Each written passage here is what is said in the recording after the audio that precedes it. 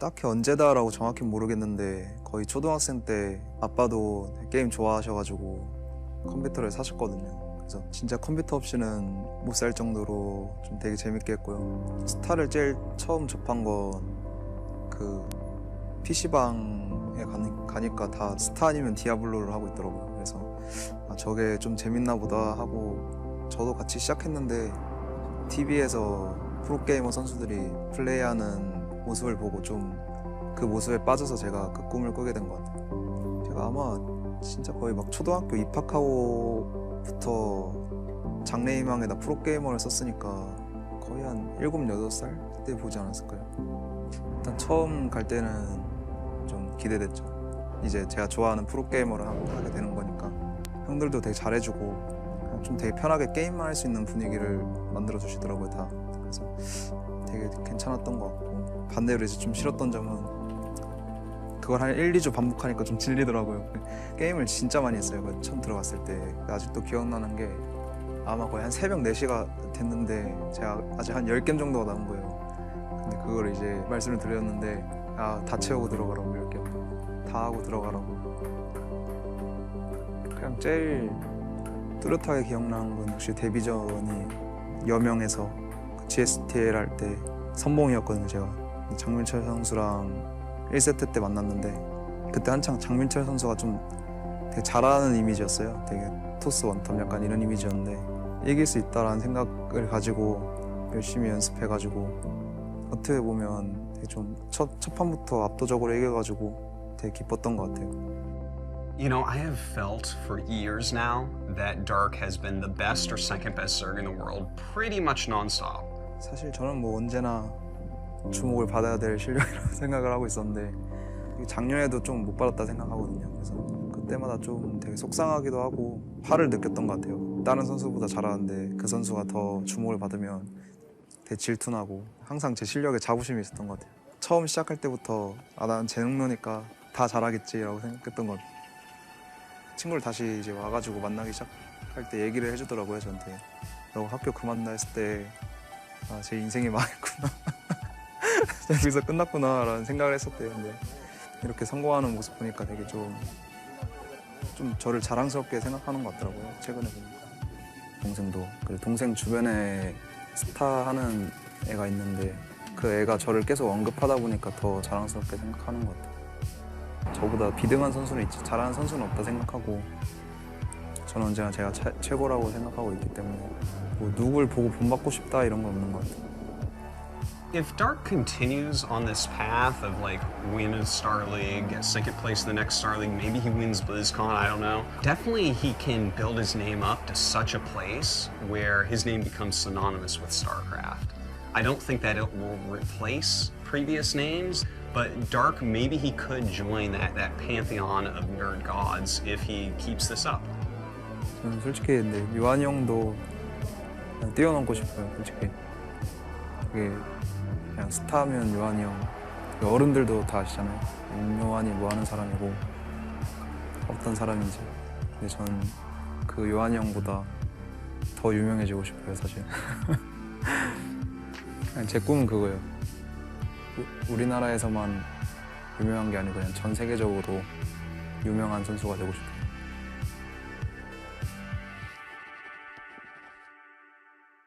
Two times this year, Dark has played in Star League. He reached the final twice, winning once in Season 1 and then second place in Season 2. He's a fantastic player and he will be playing on stage in a couple of minutes. Joining me on the couch, though, we have In Control, who is looking marvelous as ever. We have Pig, who just finished his cast, and of course, Artosis in his wonderful yellow shirt. You're looking marvelous, too. Gentlemen, Dark really is one of the best. I mean, you said it in the video there, Artosis. He is really one of the best Zerg players, if not the best we've seen in StarCraft 2.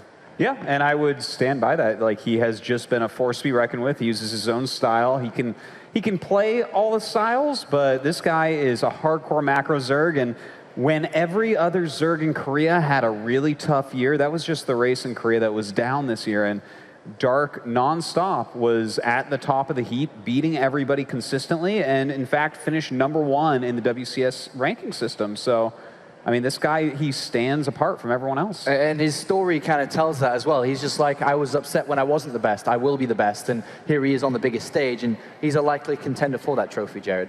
Absolutely. I mean, Dark here, he's been the guy that Zerg players look up to for a long time because he can explode, as Dan said, into that crazy aggression, but he can also be the absolute tip-top macro player. He's got that range, which very few other players have, and he's got the decisiveness, which we really only see in that champion quality of player.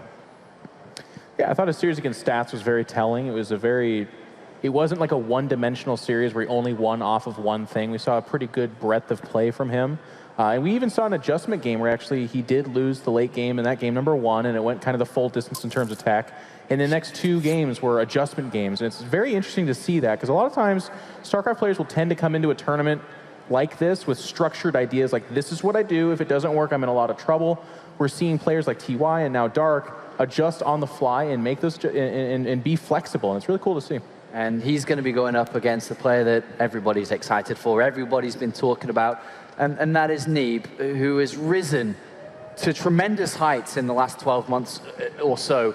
He recently traveled to Korea. He did the unthinkable, Autosis. He picked up a Korean title in Korea and now plays on the biggest stage in America, where he's from. Big achievement. You know, he's just, it's such a story to have been around in StarCraft for so long. And it's been, since a non-Korean won a Korean title in StarCraft at all, whether it be StarCraft 1 or StarCraft 2. And believe me, non-Koreans have been trying the entire time and putting in the hours. But this is the first time in 16 years. So that is a hell of a long time. And for Neeb to do that right now at the peak of Korean power, it's crazy. This guy is the non-Korean hope. We consider him overall to be the best non-Korean player. And I mean, we just have to see. This is the ultimate test. Yeah, and I love that you said that it's the ultimate test, because for me it really is. We've been talking about Neeblet all year long. He's had good results. He did win the Kespa Cup. There's a lot of glitz and glamour there. But so far we've seen his PvP, which everyone knew was very, very good. And he beat Patience twice and had a good series against Zest. Like, that's a good tournament, but that's not mega legendary status just yet. If you can beat Dark in the round of 8 and put yourself in the top 4 of a tournament like that, but show that you're not just a PvP specialist, all of a sudden it becomes, wow, that 18-year-old kid is something to talk about for, you know, a decade to come. Pig, you're a Zerg player yourself. You've played in competitions all across the world. What is it about Neeb's Protoss that, as a Zerg player, you look at and say, ooh, yeah, that's difficult to play against? You know, I feel like Neeb is a guy who understands how to win a game in many different ways, but especially his defense is the thing which stands out.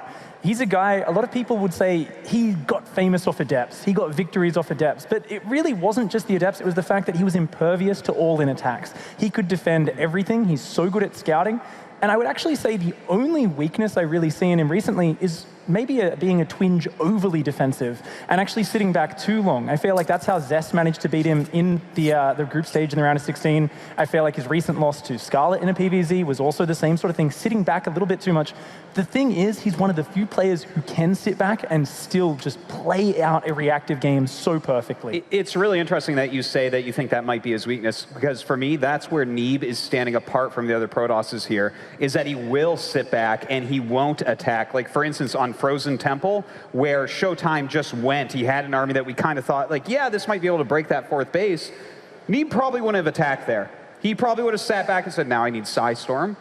Okay, now I need Tempest. And, you know, he would have just crossed every T, dotted every I, and had that ultimate late game army. And that is really where Neeb excels. And I feel like that's going to be where his power is here. And if he's going to beat Dark, I think it's going to be long games, not just Adept all-ins. And it's funny you say that, because some inside information here from Neeb himself is that he said that Dark is very good at finding himself getting into a lead early on. And Neeb says as long as that lead isn't like a massive lead, he's got no worries whatsoever the longer the game goes against Dark. I mean, in all 3 matchups, we see him trying to drive it into that late game, because I guess that is where he's most comfortable. But to go back to their debate, I really like it. I think that it's going to be fun to watch for, because it's an extremely tedious line. It's not like this amazing pasture where, like, okay, it's in the late game, Neeb wins. It's not like that at all. Because you can wait too long. You can see the window of opportunity close before you. or you can strike too early. And it's amazing to see Neeblet trying to straddle that line. All right, well, I've been told the players already, so we'll go over to that very shortly, though. But I do like the prediction game. Of course, it's the last thing we always do. Artosis, you shall begin. Oh, God, it's such a hard one because I just kind of feel like I talked myself into Neeb by saying he's not going to attack Dark because I think that is going to be the key to how Dark goes down. If you look at his series against Stats in the group round, the game he lost was the one where he went to the ultra macro game and Stats just sat there and built a perfect army. So that definitely would go towards Neeb, but I think Dark is, he's too strong. I'm going to have to go with Dark. I think it's going to be super close, 3-2. Pick Zerg or Protoss. You know, there's just something about Dark. There's something about Dark's experience, though, that really does give me confidence in him. I think if Neeb plays his A game, he can definitely take this, but I'm going to bet on Dark 3-2.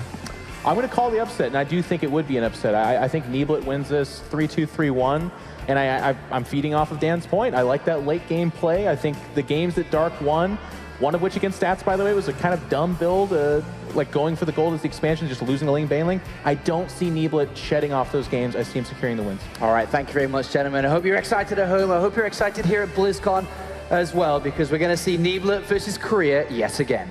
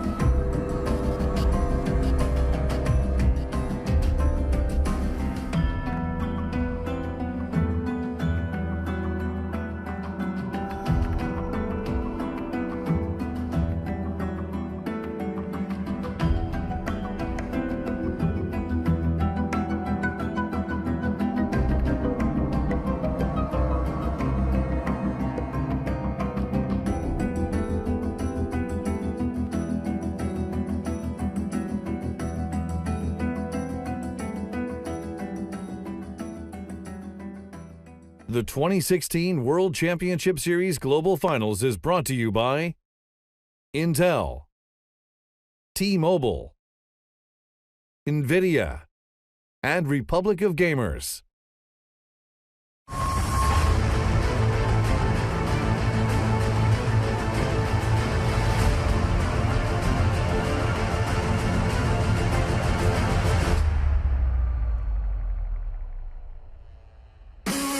A Laser with an impressive 3-1 victory over Showtime now waits in the semifinals to see which one of our next two players will move on to face him. Our first player is a Korean Zerg who's had one of the best years yet. He's been one of the most consistent players with 2 first-place finishes, while his opponent is the lone American Hope, the first non-Korean to win a Korean tournament in over a decade. Please welcome on stage, Dark and Neeb!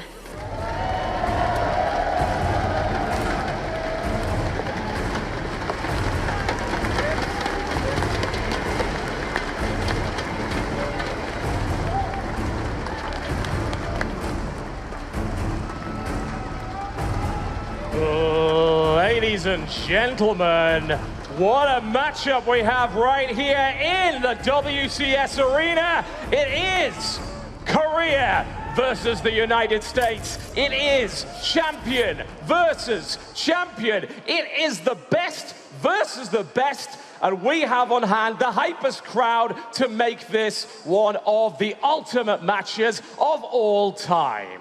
Absolutely. This is rank 1 from the Korean circuit against rank 1 from the WCS circuit. Two absolute beasts here. And in this matchup as well in particular, both of them are really good. We just saw a PVZ in Elaser against Showtime. I think Elaser upset a lot of people there, including Showtime. So I can't wait to see the dynamic that there's going to be from having seen those games here with these two that were watching it backstage and have been preparing to face each other. You're about to see a very unique matchup. This is the first time they've faced each other. And of course, we find ourselves now in StarCraft history in a unique position where we have a non-Korean champion in a Korean tournament from the United States, the lone American player facing off against the absolute best that Korea has to offer.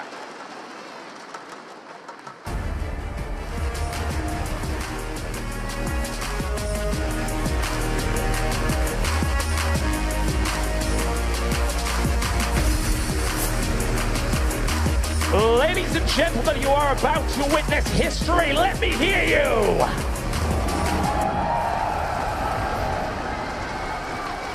A best of 5 for the ages, potentially the most exciting match we have ever seen in professional StarCraft 2 history. And here we go on Frozen Temple, spawning to the northwest position. Fighting out of Seoul, South Korea, he is your WCS Korea Cross-Finals champion.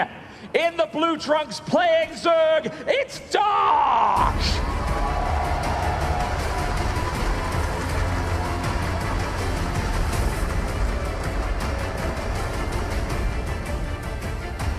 Versus his opponents.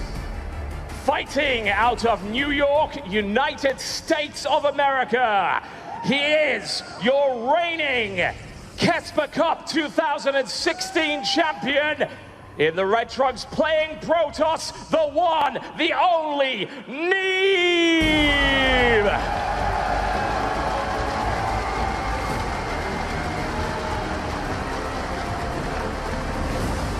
Both players coming off an absolutely unreal 2016. Dark, though, he was the only one that revealed some things in the previous round because he faced against two Protoss, T-Drogo and Stats. He very easily disposed of them with a 2-0 and 2-1, whereas Neeb only played against Protoss as well, so he only showed his skills in Mirror so far. So this is a big test here ahead of him. He's been preparing intensely for it, and so has been Dark. I spoke a little bit with him. He told me that even prior to this tournament there, he had watched all of the VODs of Neeb, and now when the quarterfinals were drawn, he thought that was going to be a fairly easy matchup, but as the time of the match was coming in and closer, and they were about to play, he was getting a little bit more nervous and was saying maybe it's not going to be as easy as he thought, and he said that he thought he had a 60% chance to win here against Neeb. Interesting when you look at the statistics that historically Dark's weakest matchup has been against Protoss, but his recent form, the last 20 matches versus Protoss, he has won 16 of them, 80% win ratio. That is unbelievably high. Yes.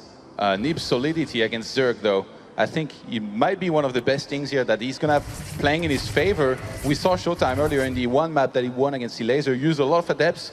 Guess what? The key unit here for Neeb in this matchup, his favorite unit at which he's really good at, is obviously the adepts. He almost always opens with a very quick resonating glaives, goes very quickly behind this into 2 additional gateways, and likes to get a lot of adepts out on the map for some harassment, scouting.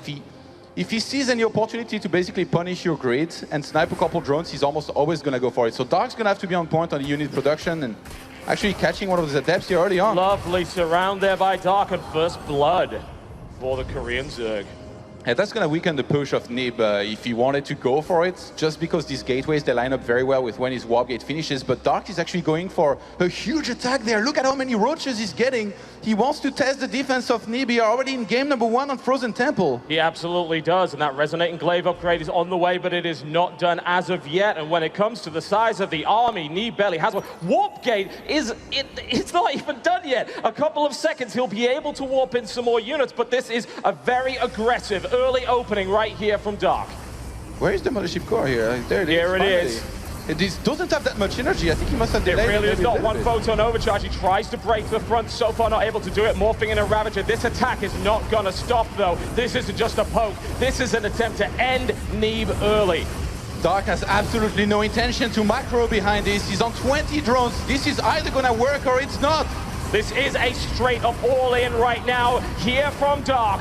Neeb's defenses will be tested to the max. He will be put under incredible pressure here. The probes pulled off the line here as well. Ravager Plow falling from the sky. The army of the Protoss melting rapidly. There's an Immortal about 10 seconds away from completion. That could turn the tide, but the economic damage is massive. 15 probes destroyed. Dark has equaled the economy of the opponent, but here it is. The Immortal out for Neeb. This is his unit. This is his chance to try and come back from this. The two Adepts falling rapidly, but the Immortal, shot after shot, salvo after salvo, into the rapidly dying army of Dark, but the Immortal falls.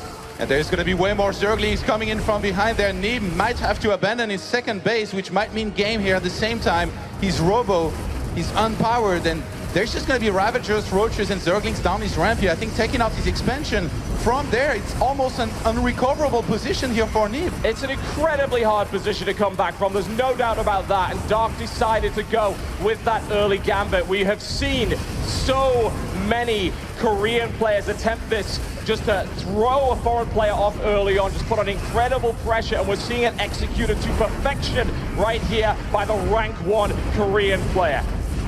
Actually, you're going to use an overcharge here to try and take some of those units out, and an Overlord. Dark now droning up. He knows that he's done enough damage. The fact that he started that third hatchery on the third base, by the way, a pretty big deal, because he's going to be able to saturate that pretty easily with the early lead that he has. And Neeb, desperate times call for desperate measures, and he's going to be going for a Dark Shrine to try and recover in this game. When behind go Dark Shrine, it's certainly a gambit, it's certainly a risk, but it's a gamble that he needs to take right now after the amount of damage. He is not down and out as of yet. That was not a game-ending attack, but it was a crippling attack. The damage was done, and this puts Neeb in a position where he must do something radical to come back. He brings in his Adepts immediately. The Lings of Dark surround and attempt to shut them down. We're going to see a Shade warping, but most of the Adepts are dead already. It doesn't matter. There's a single Adept in the base. It's going to get some decent harassment, do a little bit of damage, but more needs to be done. Far, far more for Neeb. Yeah, Neeb must be getting desperate here, even more here, I think, at this point. He saw that there was Spore, still doesn't cancel the Dark Shrine here, which is a little bit surprising. If he had a Robo, he could have gone for some Archons, you know, and drop them and try and harass those mineral lines, but now he just ran from bad to even worse here for Neeb. It's interesting to see that Dark, of course, he's teching up here. He's moving in to legs, trying to solidify that lead, and he played safe, realizing, of course, what could happen here. What are the things that could catch me off guard? Down go the safety spores. It doesn't get too impetuous. It's the mark of a truly patient professional. Absolutely, yeah.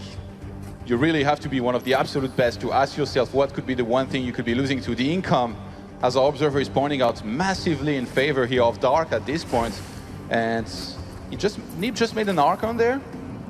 He's just going to be at home here for now. The fact that he doesn't have a Warp Prism doesn't allow him to be across the map and harassing with this, which usually is the whole point of getting Archons in a game like this. But Neeb is just so good mechanically that sometimes in this kind of game he can recover somehow just by staying solid, taking a third base, saturating it, and playing very defensive. But against Dark in this game, I feel like it's hardly ever going to happen now, because Dark is so good himself.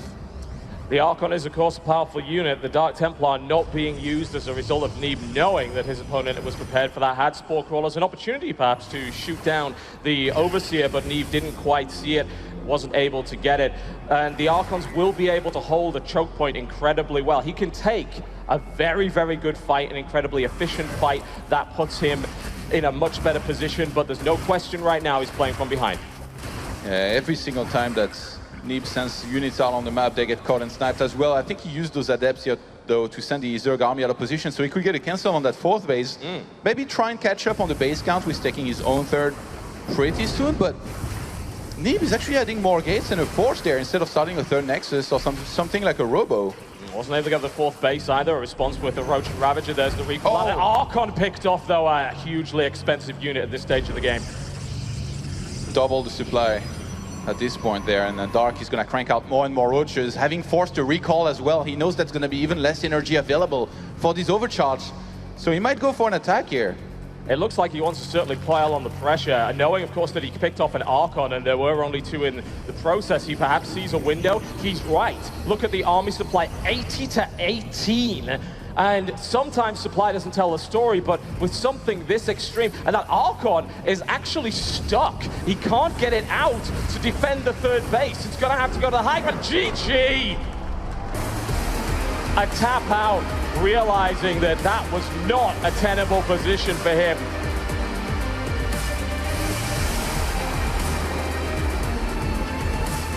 What a strong, aggressive start here from our Korean Zerg player, Dark. Capitalizing on his precision, his technique, and of course his experience in pro-level tournaments. Gets himself a map in this best of 5. He opens up the series with fireworks, and those are builds that we don't usually see particularly work. Maybe Neeb was a little bit nervous. I don't think that defense was up to par with how he usually does against this. Losing the first adept was obviously not the best, and behind this, he just didn't see the attack coming, even though he had spotted the Rotroin with the initial first adept that he has sent across the map. So this attack comes, he's not ready, and I think he misreacted a little bit. Pulled the probes too late, they were being blocked by his own adepts.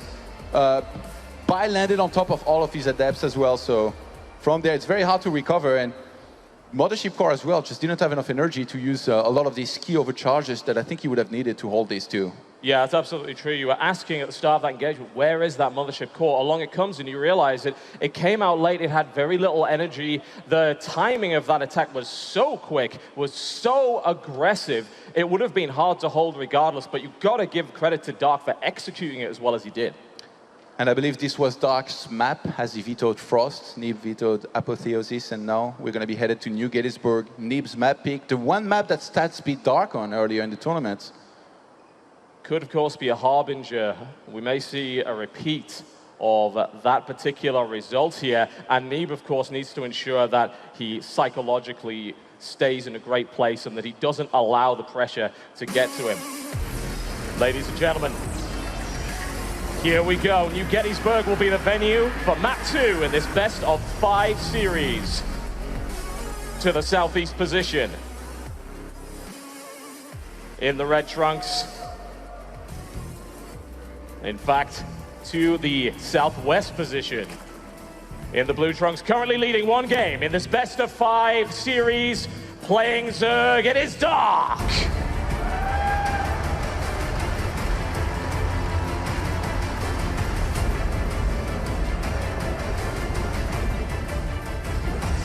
And his opponents. To the southeast position in the red trunks playing Protoss. He is currently a 1 game behind in this best of 5 series from the United States of America. It is Neeb!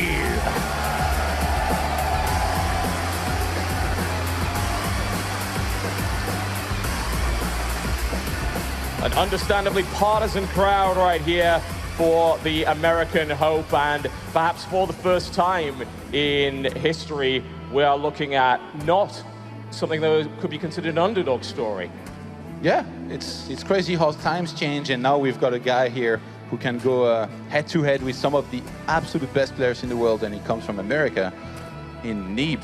But a little bit of an unusual opener here from Dark. Open with a fairly quick gas into Pulse, so he's going to be making speed pretty early on. With how aggressive he played in game number 1, you have to wonder, is this just for safety with maybe something like Pneumatized Carapace to scout, or is he actually going to maybe drop links, or even go for something like a Roach attack with a drop and burrow like we saw him do against T-Drogo earlier? Anything's possible here out of Dark, and that's what also makes him so dangerous. There's no doubt about that. That one map advantage often gives these players a bit of a comfort zone, and we do, from time to time, certainly see an aggressive game 1 from a Korean player, and then a safer game 2, knowing that they have a comfortable advantage, and they're trying to make sure that they don't make a mistake and give that advantage away.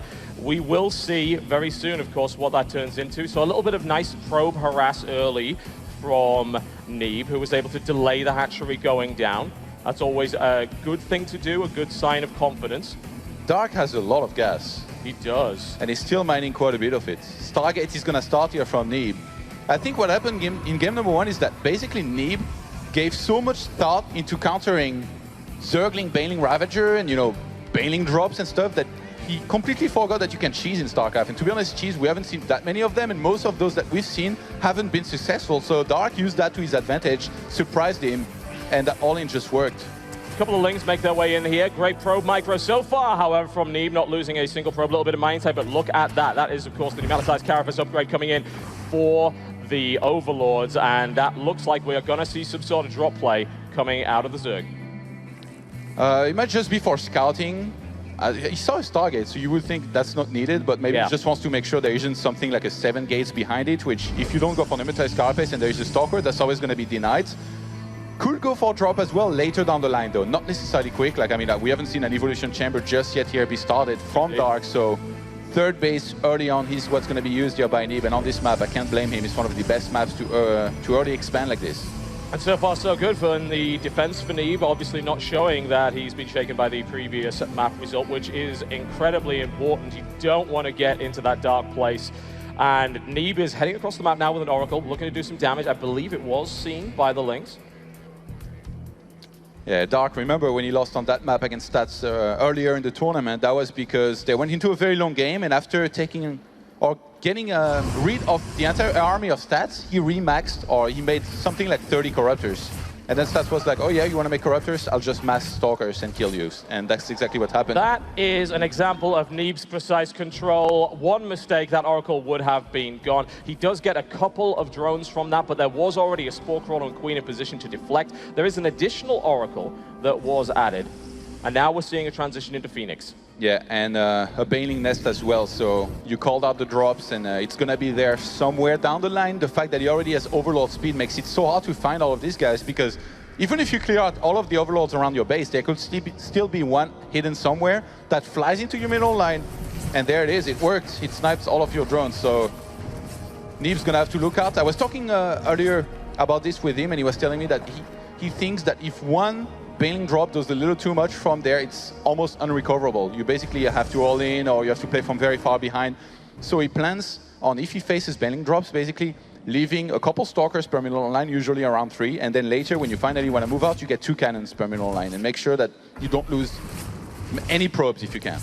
Drop Overlord on the way, and I'd like to just comment on just how exceptional it was to the 1-2 punch with the Oracle Harass. Using the first Oracle to draw the Queen out of position while he backstabbed the middle line with the second. He did some economic damage, not a huge amount, but now he realizes the Age of Oracles is over. TB, this is unusual. Dark has stopped making drones at 42, and he's only making Zerglings. He's making a Queen extra as well here, so I think he might be going for a massive attack with a ton of Banelings, hoping that there's not going to be enough on the ground, because Oracles were made and use all of their energy as well. And of course, he's only making units. He is, and that Phoenix isn't really going to help all that much either. It's not enough Phoenix to bring down a large number of drop Overlords. The damage just isn't enough. We're going to have to see great force fields here. What he does have the edge of is that he did get that revelation on a large group of Lynx. He knows an attack is coming. He's under no illusions at this point. Oh, and here we go from 2 separate sides with a drop Overlord available, trying to drop out of position. There are very limited force fields, however. In come the Banelings right into the center of the army, a massive detonation. The Protoss army taking devastating damage with 4 Queen support having been brought off the map as well, and the third is being ravaged.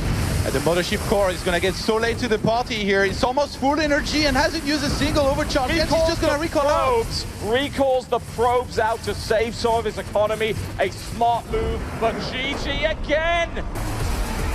Dark. He wants to end this early. He wants to prove his point. Neeb simply misread the situation here. He had way more walkers already, but he didn't think this was going to be an all-in. He was wrong, and he paid the price for it. He absolutely did, and in Legacy of the Void, seeing this twice in a row is quite unusual. This more aggressive play style, this more all-or-nothing attempt, almost a gamble from Dark. Korean Zergs in the past, they've shown us that they are not afraid to be aggressive in those intense, high-pressure matches here on the biggest offstage at BlizzCon. And Dark here, yet again, plays extremely aggressive. Known for his macro, known for going in the late game and being very good at it. He says, you know what? I'm just going to attack and kill you. And apparently it works out pretty well, because he's up 2-0 here in this series. There is one disadvantage with being the first ever non-Korean champion in a Korean tournament. All eyes fall on you. the Korean pro scene, the Korean fans, the Korean coaches, they have been studying Neeb more than any other player they've ever faced from outside of Korea, because that result was that surprising. It was so unprecedented. And it seems to me, right now anyway, that Dark has Neeb's number. Yeah, again, remember, he told me that he watched all of Neeb's VODs against Zerg before leaving here to BlizzCon, and then again when he knew that he was going to face him. So he studied his opponent very hard, and he might have realized that late game, as good as a Zerg is versus Protoss in the late game, and as good as Zerg can do in some of these games, Neeb is just so insanely good in the late game. So he thought maybe if I just attack and he's not ready, it might work, and it did. It absolutely did. And this could be a bitter, bitter end for the American hope. But he's not out yet. Here we go, ladies and gentlemen. Currently up 2 maps in this best-of-5 series. He is on match point, 1 game away from the semi-finals. To the southeast position in the blue trunks, playing Zerg. He is your rank 1 player in the world. He is looking to close this out, shut it out with a clean sweep. It is Dark.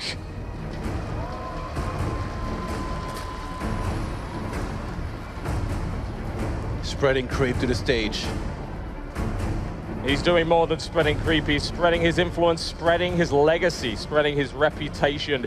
He wanted to be known as the best, and he's on stage right now trying to prove it. This is the man that stands in his way. Bruised, battered, bleeding, but not out. To the northwest position here on King Sejong Station. In the red trunks, playing Protoss, it is Neeb!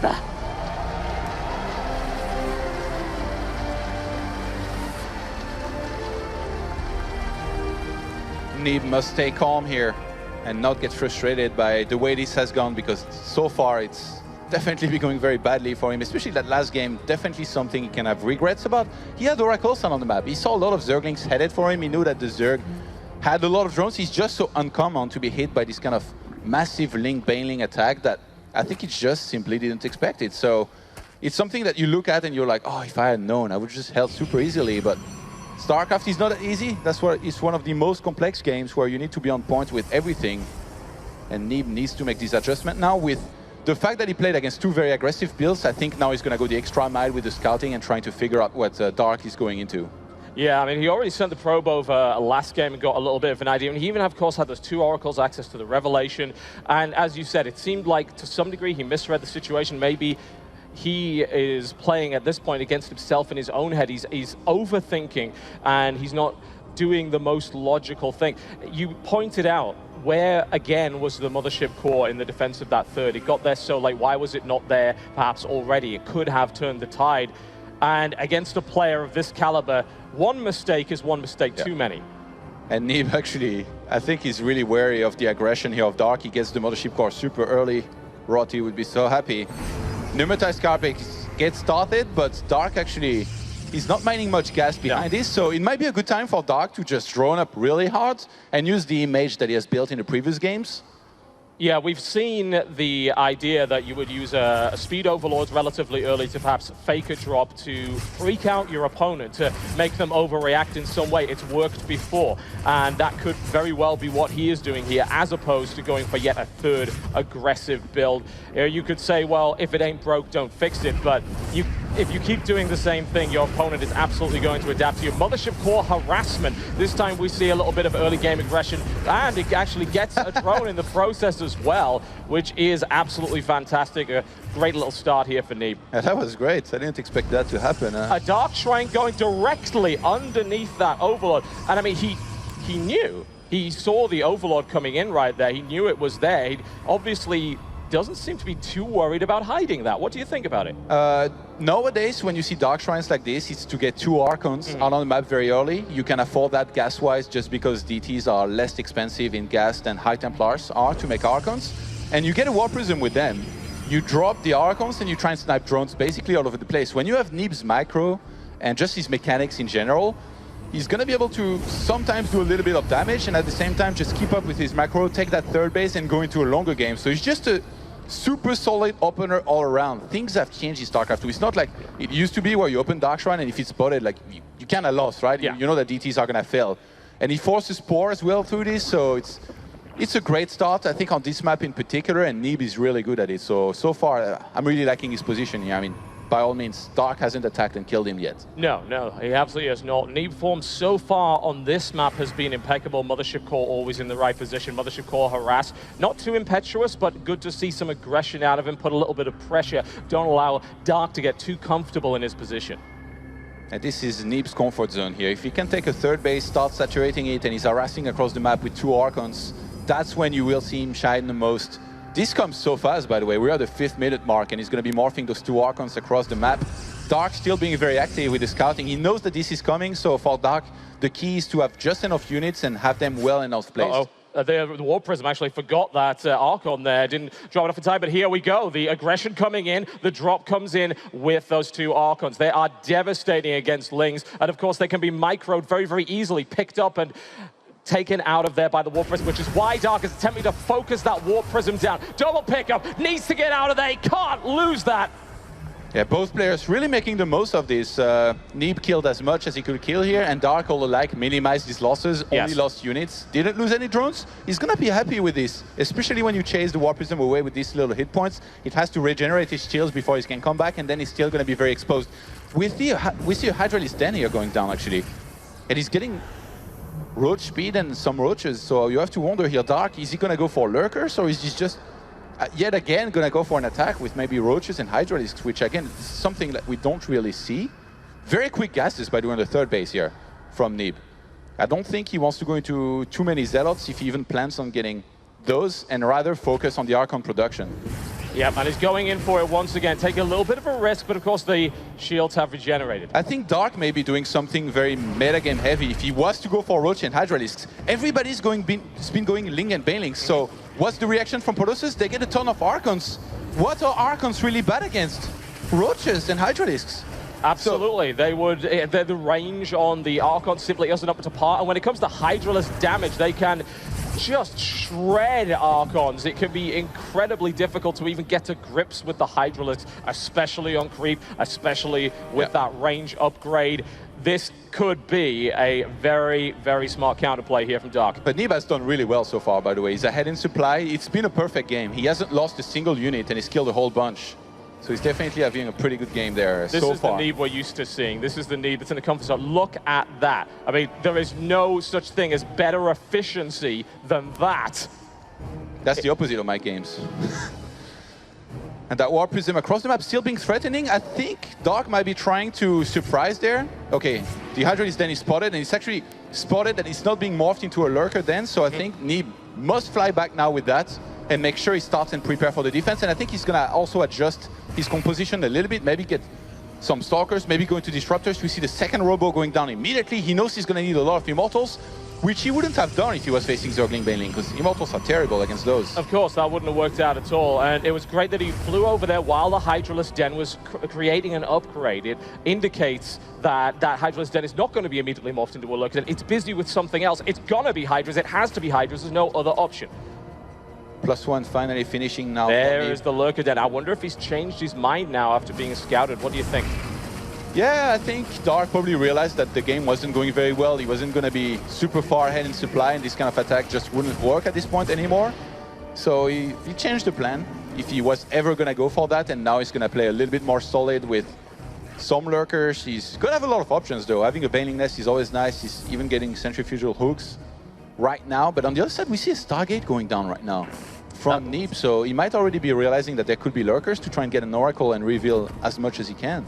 Well, we're seeing the Hydras move in right now. The gas count for Dark is pretty high. He could morph in a reasonable number, but he's going to use the Hydralisks first, maybe thinking, can I catch Neeb off guard? Does he not have the unit? And a lovely force field right there. That's 3 free Hydralisks. In the meantime, though, a run by. We've got a Lynx around attempting to deal with the fourth base with Neeb, but Neeb's in a great position. His defense is rock solid. This is Neeb's comfort zone right here in the mid game. I like his army a lot. The problem is really going to be in dealing with these lurkers down the line, and that's we see why he's getting the Oracle. 14 of them being morphed in the middle of the map. A huge number of lurkers, a massive investment, but the amount of damage output there is staggering. The Oracle is being added in there to ensure that detection is available. Neeb is anticipating this, but can he stop it? And we've seen Zerg players in the past, like Nurture, really using the map overlay towards the natural and the fact that you can get in there very quickly, and Protoss can barely be in position or have the proper splits.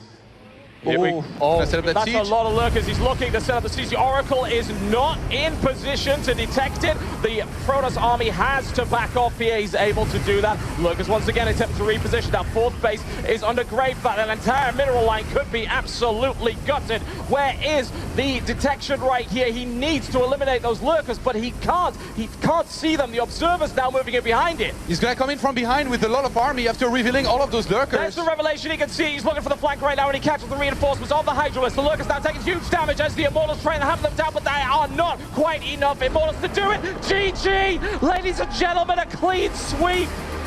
Dark takes it 3 games to 0 in a dominant fashion.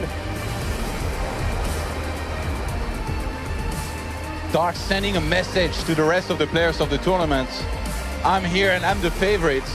And Neeb is his first victim here in these brackets. What a convincing series. It really was. Got to be a huge disappointment for Neeb and his fans, seeing a 3-0 shutout and a convincing one. Map 3 looking much more comfortable there for Neeb. Looked like he had his tech and equal army supply, but again, we see things out of position. Where was the detection? Came in too late. And that is a dominant performance. There is a reason why Dark is the rank 1 player in the world right now. Ladies and gentlemen, you have seen Dark advance to the round of 4. Neeb, unfortunately, eliminated. An incredible performance up to this point from him. And we will be heading into a short break. When we come back, we're going to be bringing you more action right here from WCS Finals 2016 live at BlizzCon in the Anaheim Arena.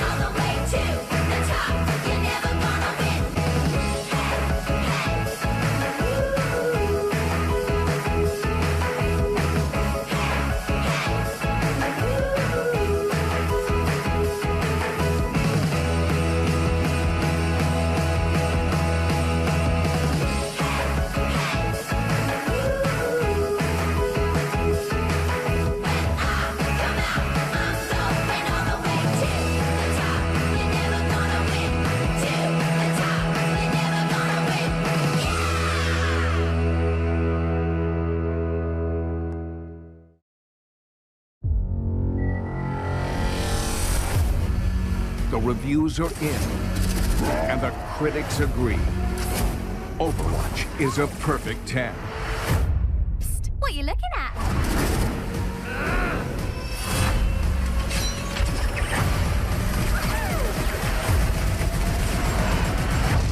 It's time to pick a side. Overwatch. Play it now on PC and console. Neeb was the lone American hope, but unfortunately he does fall to Dark in a very convincing 3-0 series. So first of all, congratulations, Dark. The first question I have for you is, there's a lot of hype surrounding Neeb because he was the Kespa Cup champion. So I'm wondering, because of that, did you have any extra nerves headed into this match? 일단 그 닙 선수가 그 캐스파컵 우승자였잖아요. 그래서 그런 것 때문에 조금 긴장이나 더 했는지. 사실 좀 처음에 대진이 성사됐을 때는 그냥 쉽게 이기겠다라는 생각을 했었는데 막상 경기가 다가오니까 좀 두렵더라고요. 뭐 할지도 잘 모르겠고, 근데 준비해온 대로 잘 풀려서 이렇게 쉽게 이긴 것 같아요. So he says, first when I looked at the bracket, I'm not going to lie, I actually thought I was pretty happy with it. I thought I would win pretty easily, but as the game day actually got closer and closer, I did start feeling a little bit more nervous, and I wasn't sure what builds I should use, but I'm very glad because I feel that everything that I prepared went exactly as I wanted, and I think that's why I was able to win so easily. And speaking with those builds, I'm wondering, I know that you said that you watched a lot of Neeb's VODs and matches prior to this match, so everything that you prepared per map, was that prepared specifically for Neeb? 일단 오늘 전에 그 닙 선수 경기들을 많이 연구해왔다고 했는데 이제 그 연구하고 난 다음에 그 전략을 준비해온 게 다 닙 선수를 위해 준비해왔나요? 사실 두 번째 판에 한 거는 좀 아꼈다가 쓰려고 했는데 그냥 좀 부담이 많이 되다 보니까 그냥 질러버렸어요. So he says, actually that is true, but the strategy that I used in the second map was something I really wanted to save and use a little bit later, but because I did feel a little bit of pressure and a little bit of nerves when it came to Neeb, I decided to just use it against him, so a little bit sad about that. But of course, moving forward in the semifinals, you do have a Laser. A Laser has shown really impressive ZVZ thus far. He's defeated players like Solar and Nurchio, so how do you feel going up against him?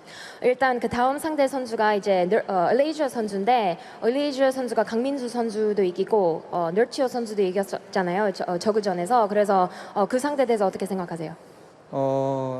사실 불콘 오기 전만 해도 외국 선수가 누구인지 잘 몰랐는데 막상 와서 보니까 다들 되게 잘하시더라고요. 특히 이레이저 선수가 좀 뒤에서 개인 화면을 많이 봤는데 좀 약간 저랑 비슷한 느낌이어가지고 많이 힘들 것 같아요. So Dark was very honest. He says, prior to coming here to the WCS Global Finals, I didn't even know which foreigner players were going to show up here. I didn't know much about them. But now that I'm here, I'm noticing that a lot of these players are actually playing very, very well. When it comes to Laser in particular, I actually watched a lot of his games as he was practicing backstage. I stood behind him and watched those games, and he actually is really, really good. I felt even as I watched his games that a lot of his style reminded me of myself, so I think that it won't be an easy match by any means. But of course, you will be moving on to the semifinals, so congratulations again, Dark. He will be playing a Laser in the semifinals of the WCS Global Finals. Thank you very much, Smix, and an impressive win from Dark there as he goes through as our second semi-finalist, and we'll be playing against a Laser tomorrow. Back here on the couch with In Control, Pig, and Artosis. I don't think we expected it to be that one-sided. I don't think anyone, including Dark himself, really expected to be that one-sided with how strong Neeb has been. But Dark sets himself apart once again. Like, it was just fantastic play. I love how much cheese he mixed in because he is known as a macro Zerg, and he didn't get it to that like supreme late game that we were talking so much about up on the couch. I mean, winning on that stage back there is where you define yourself, and I'm one of the biggest Neeb fanboys. It's really cool to be this excited about a foreigner, but this was a return to normalcy, I would almost say. Like in that first game, a very definitive timing attack. Neeb was just not ready for it at all. Plows through him. I mean, it kind of dragged on a little bit after that, but it was just very much so done. But I just have to, I just have to admire Dark's ability to get up on that stage. They're playing for $30,000, guys, at least. So even if he loses in this next series, that's really, really good money. But look at him. He's like calm. He's like, yeah, Laser should be a great series. I mean, Pig, if you could give us a daily in 30 seconds, go ahead. Oh, wow. You know, it's tough to analyze exactly, but I think it comes back to what I was saying before the series. Neeb, he's been a little bit overly defensive, and I think you could tell psychologically he's having a tough time in the matchup. There were a few mistakes here. Jeff was pointing out when we were backstage, he didn't bring his Mothership core up for the defense at all there, where a few overcharges could have made the difference. And, you know, Dark brought the fight to him. Neeb sitting back, playing that reactive style, is embracing, saying, I need to play the better game, I need to play perfectly, and he just didn't quite bring his A game today. Yeah, it was a tough loss, and I think the first game might have thrown Neeb off as well. He got so far behind, and when you get that far behind but play out the game, sometimes that takes a psychological toll where you're just flailing against something that you're never, ever going to come close to beating or even holding against. Like, Dark could have killed him at will, so that could have done something to Neeb that made him kind of fall apart on the next map, which truly he needed to win. You can't be the macro Protoss versus Zerg player and lose on New Gettysburg. Well, I mean, and then going to this map, kind of to your point, Dan, like, he just must have been off, because this fight right here is lunacy. Like, first, he doesn't have detection, so he just is throwing units. But even with detection, Artosis actually backstage said if he had 400 observers, he's going to lose this fight. Well, don't tell Neeb that, because he stepped forward. And, you know, sometimes pro gamers have to make that hard choice where they're like, well, if I just give up this base, I die. But if you have like 8 Immortals, a good base of Archons, you're on 3 bases, and you sack that base, you at least have a chance to win. But in a choke position against 14 Lurkers, he could have had an army that's significantly larger than the one he did, and he would still get slaughtered. So that's not the Neeb we're used to, is the point I'm trying to make. It's not like Neeb's back there like, oh, in control, tell me more. Yeah, that's great. Yeah. No, he's like, I know, I was completely out of sorts. And it was tough to see that, because all year long, Neeb is on these big stages, beating big players. But here against Dark, down 0-2, he made some bad choices and got swept. And this is going to be a tournament he's going to want to forget now. However, Dark's on the road for his 3rd finals, perhaps, Nick. Into the semi-finals, 1 game left to go, obviously, before he does reach that finals. And kind of putting himself back up there is still a heavy, heavy favorite for this tournament. Yeah, you can't deny his results from the year, right? As you said, he won in SSL, he got 2nd place. He won across finals, he got 2nd place. He destroyed the WCS point ranking over in Korea and has really been the Zerg over there, and shows exactly why here at BlizzCon. You know, I think you just have to favor him to go to the finals, even though the Laser's very strong. He's in a good spot, too. This is something that I think you were talking a lot about in that round of 16 as well. He has a lot of ZVZ to look at with a Laser very recently, whereas with Dark, we did not see a Zerg versus Zerg from him. So obviously you can look back at his other performances and get it there, but most recently, right now, it's Dark that's got all this intelligence. He's playing against a guy from Poland, so right off the bat, he's going to be like, I'm feeling pretty good. Now, of course, we're learning. You got to have more, more faith in those guys, but Dark is looking good. Is there any weaknesses, perhaps, Pig? I mean, he was 1st place in groups. He just smashed this 3-0. Is there anything perhaps anyone can draw to? I mean, he's got so much momentum right now, and he hasn't really shown much weakness because he has been so decisive.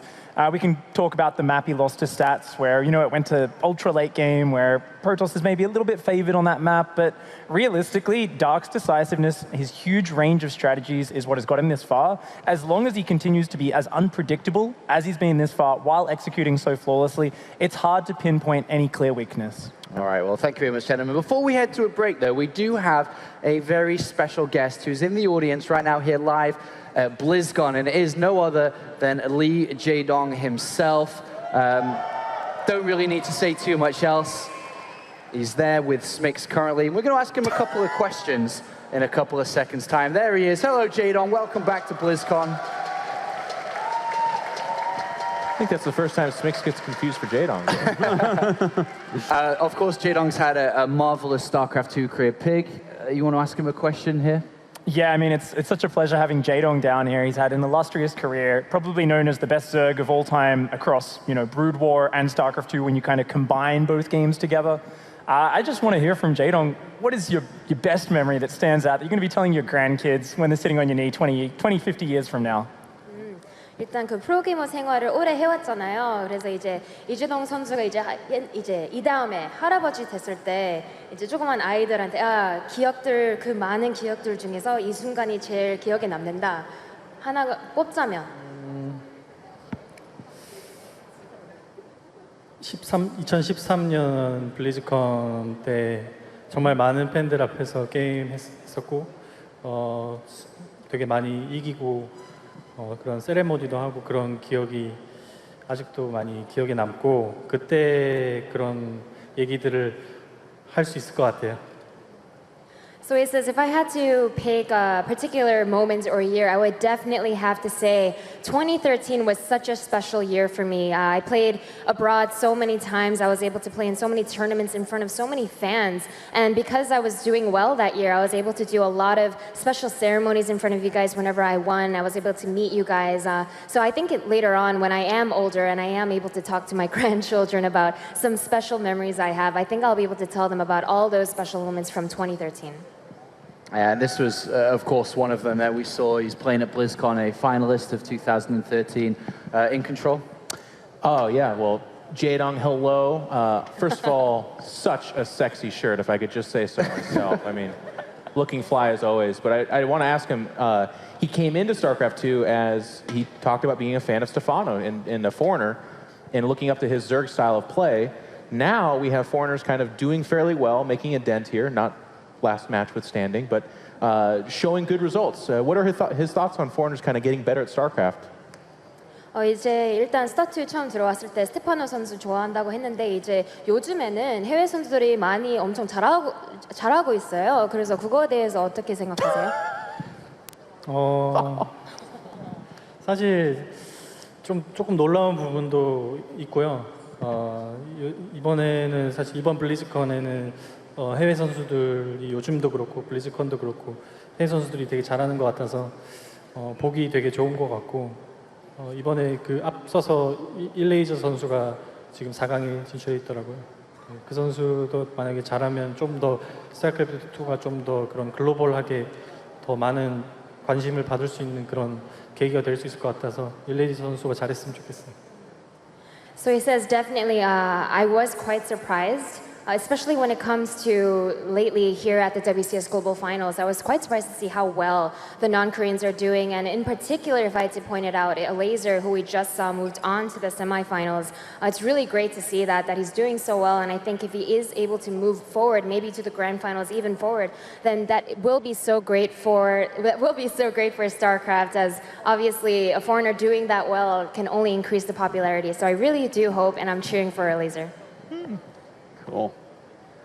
You know, Jaedong, you've had such a storied career, definitely, you know, one of the best ever in esports, and nothing left to prove, of course. It's sad to see you retire, but I just wonder if there was one more thing you could do with your pro gaming career, just like one more wish you could make, what would that be?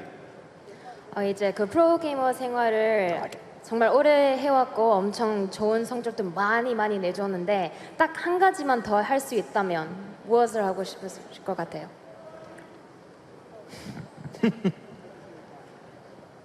정말 어려운 질문인 것 같은데 한 가지만 더 할 수 있으면 블리즈컨에서 우승을 못한 게 조금 아쉽고 한번 해보고 싶은.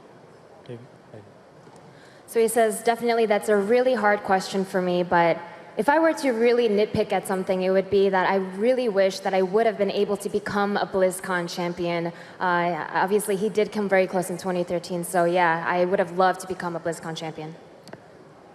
And hey, if I could steal one more quick question from Jay. I love this guy. Jaedong, like, you're one of the most beloved pros and one of the nicest, you know, I've met a lot. And everyone just adores you so much. Do you have anything that you want to say to all your StarCraft 2 fans here? 이재동 선수가 인기도 엄청 많고 팬들도 엄청 좋아하는 선수이긴 한데 팬들한테 한마디만 해주세요. 그동안 너무 많은 사랑을 주셔서 너무 감사하고 앞으로 스타크래프트를 기억할 때 저 제동이라는 선수가 있었다는 거를 항상 기억해주면 감사하겠습니다. So he says, first of all, thank you guys so much for showing me so much love. I appreciate that more than you guys know, and I hope that in the future, when you guys look back at StarCraft and the memories that you have with it, you can always think of Jaedong, the player. I would really, really appreciate that. So thank you guys so much. Thank you very much, Smix. Thank you very much, Jaedong. It's lovely to have him here at BlizzCon in 2016. Thank you very much, gentlemen. That's us done for this segment now. We're going to look forward to our next game that's coming up. It's going to be a Terran versus Terran. You don't know what you'll be missing this one. Beyond versus TY.